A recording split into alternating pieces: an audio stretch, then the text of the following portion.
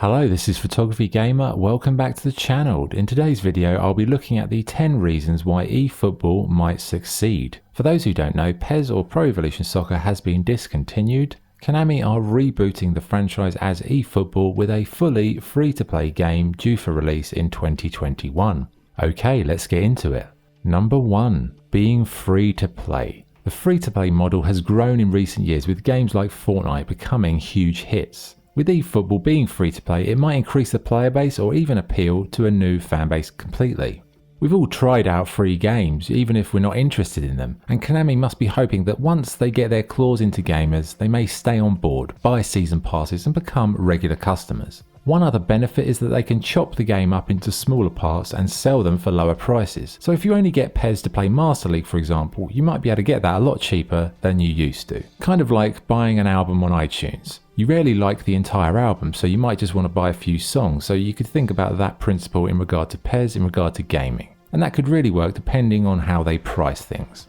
Number 2. Ongoing development. Free-to-play games are always being updated and improved. In previous years, Konami had to develop a completely new game each year. With this new model, they can spend more time refining the actual gameplay experience, ironing out the issues and adding what the community wants. It could make for a better game that matches what people really desire. Number 3. Esports Potential.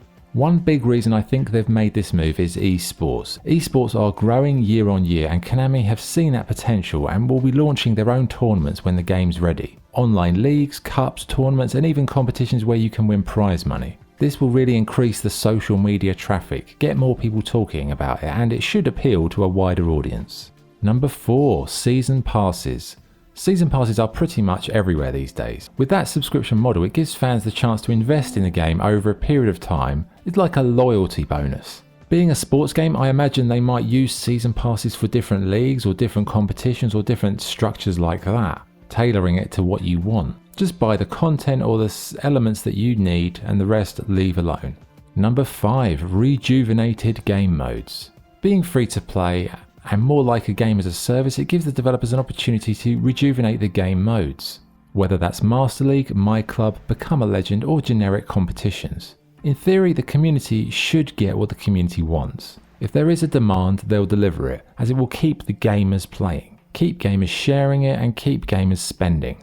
Number 6. Team Building Mode. Konami have stated a new team building mode will be featured. Details are scarce at the moment, but it could be something that would replace the disappointing My Club mode.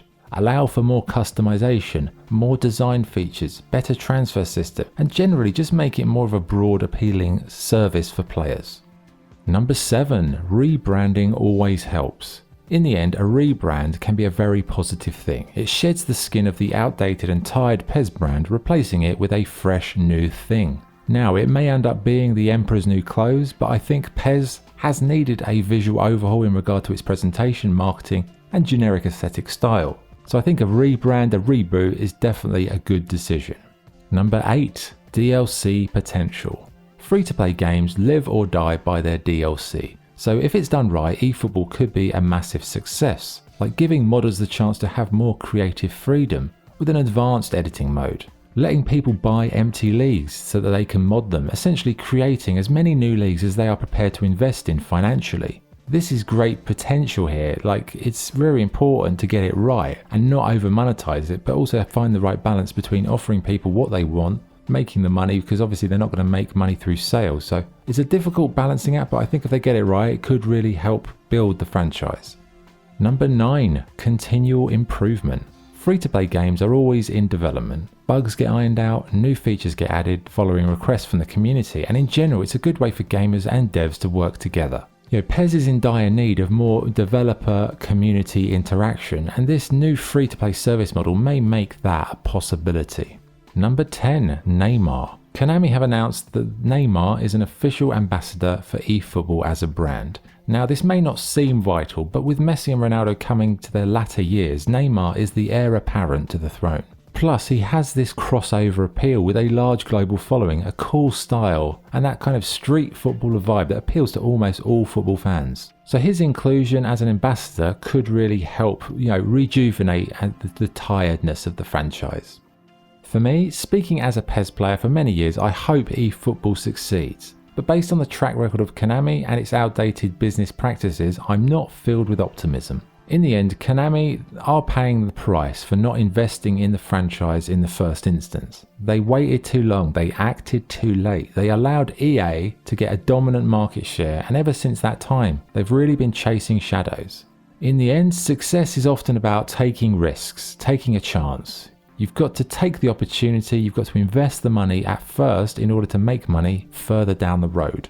Konami are a very risk-averse company, and that's why we're seeing them rebrand PES, because their risk-averse strategy just didn't work. So over the next year or so, we'll find out if this new free-to-play strategy works. I hope so, but time will tell. Okay, those were the 10 reasons eFootball might succeed. What do you think about these points? Do you agree?